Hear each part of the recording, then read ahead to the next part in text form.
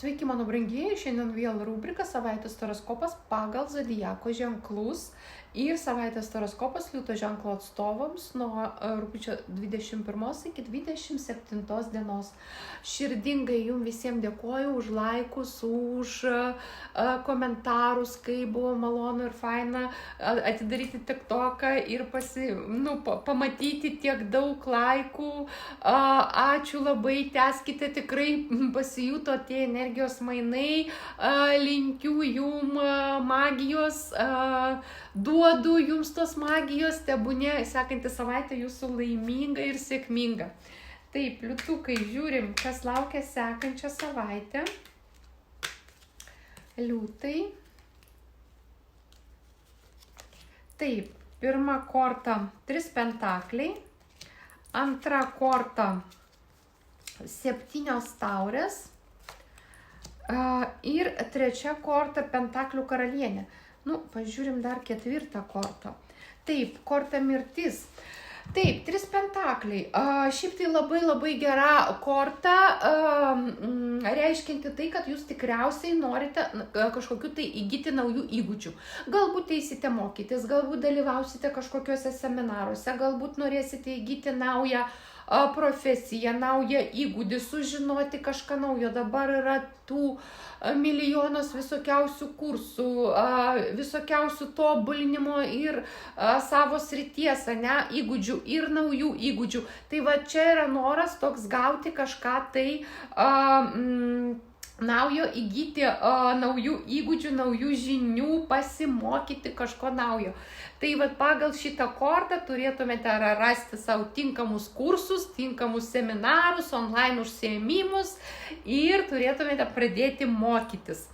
Taip, antra korta yra 7 taurės. 7 taurės tai galimos arba iliuzijos, nukreipimas į iliuzijų fantazijų pasaulį, arba pagal 7 taurės galimi tokie pagundos, gundimai. Va matot, prie žmogų stovi 7 taurės ir kiekvienoj tauriai ten visokiausių gerybių, pridėta ir žmogus negali pasirinkti. Jis nori žinoma visko, jis nori visko, kaip ir visada pagal žmogaus psichologiją, norima visko ir neįmanoma apsispręsti. Bet tos pagundos, čia jau yra, matosi, kažkur gyvatė, kažkur ten galva nukirsta.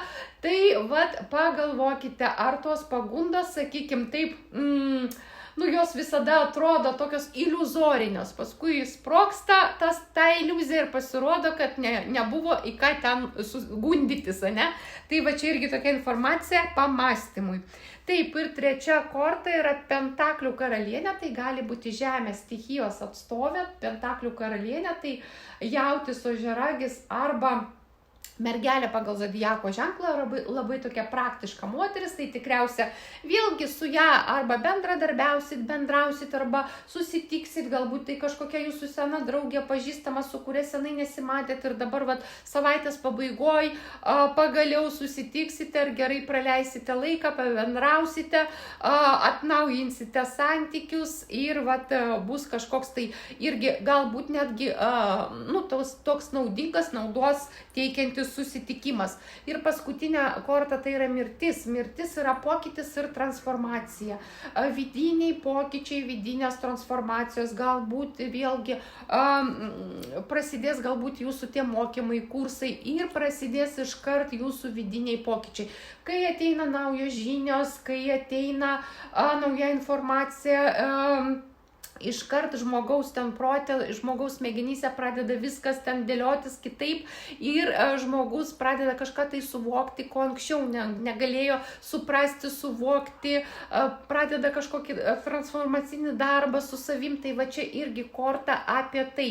Tai tikriausiai irgi, būtent pasižymės šitą sekantį savaitę būtent tokiais insightais ir tokiais įvykiais. Pagal mirtį, žinoma, galbūt jūs sužinosite, kadangi stovi šalia irgi korta pentaklių karalienės, aš jums pasakiau, kas tai pagal zodiako ženklą, kokia moteris, tai irgi galite gauti, sakykim taip, nemalonę žinią, kad kažkas tai iš jūsų pažįstamų jau atsisveikino su šituo pasauliu. Gali būti ir tokio žinios, žinoma, šito aš niekam nelinkiu sužinoti, netgi tokių naujienų gauti. Taip, linkiu jums nuostabios sekančios savaitės, mano brangus liūtukai. Iki.